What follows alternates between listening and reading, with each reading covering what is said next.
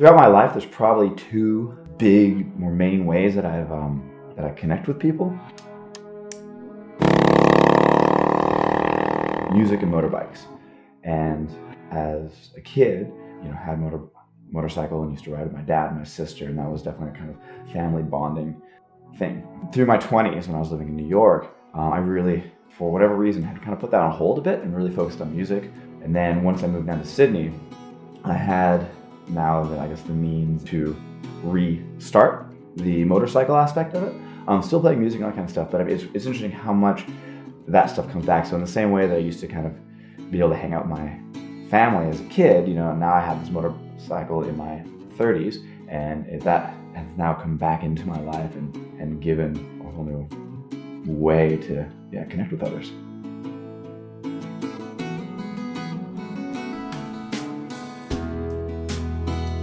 Yeah, and then kind of growing up as a teenager, we used to go out, my dad, my sister, and I, and go camping, go riding for days. And we always seemed to choose the weirdest places to go. We would go to the Mojave Desert and Death Valley in the summer, or we would go up to, the foothills and the mountains in the winter when it was snowing. So it was never kind of a, pick the thing that was easy to do.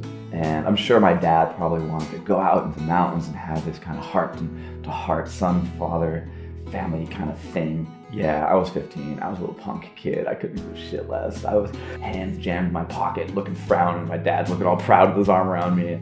Maybe he and my sister bonded more during those trips, I'm not sure.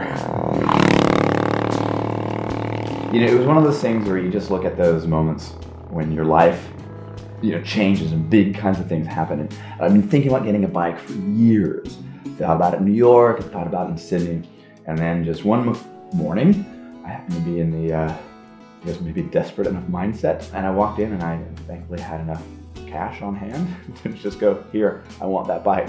So I got this bike and I just got on it and rode. Or what I remember doing was just riding and riding and riding for hours. And that's exactly what I did. I didn't have anybody with, I was by myself. I just had a single change of clothes in my backpack, and I just did that for days. Yeah, and that was kind of the start of a whole bunch of stuff, because by the time I got back off that trip, I went out and got a new job. Shortly thereafter, started finding other folks to ride with, which has been an amazing thing with the whole Sydney Cafe Racers, and that whole scene was kind of starting up. And that even led further on to meeting Christiana, my girlfriend.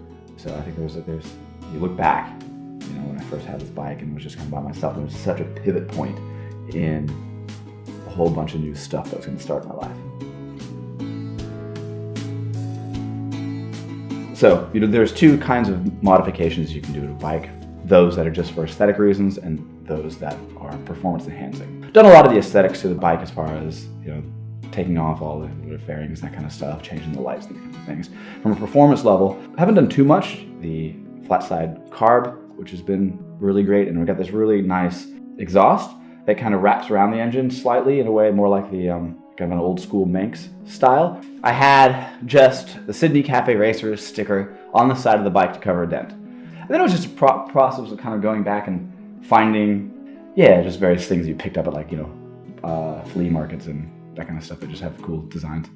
It's all, I think, a constant thing trying to get it, more, streamlined and sleeker, and then try to get more power out of it, and all those things that Cafe Racer is about, right? It's all the power to weight ratios and taking everything off the bike that doesn't make it go faster and trying to tune something that isn't a big, powerful, modern sports bike, but something that has just the technology from over a century ago, and have a lot of fun with it.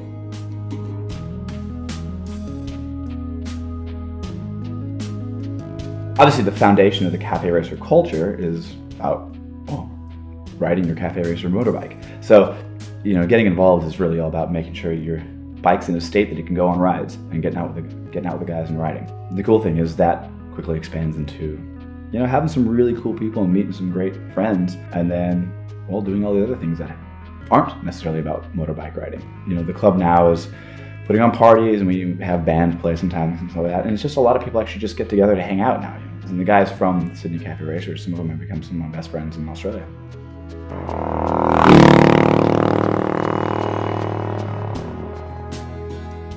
I was talking to my dad a couple of years ago about those big life decisions you make. And I told him that you get a lot of that kind of thinking done when you're riding. Riding's interesting because you have these times where you're literally in a helmet, you're in your own world, and you can really start to think about that stuff.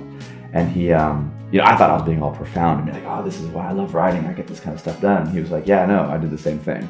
And he told me the stories about where he used to, when he was deciding, I think even to have me. And, gave a good thought, good think to that he wanted to start this family. And I guess shortly thereafter, I come around and you fast forward 30 years and I think I'm all deep because I'm doing the same stuff. But I guess it's just these patterns that kind of repeat throughout time.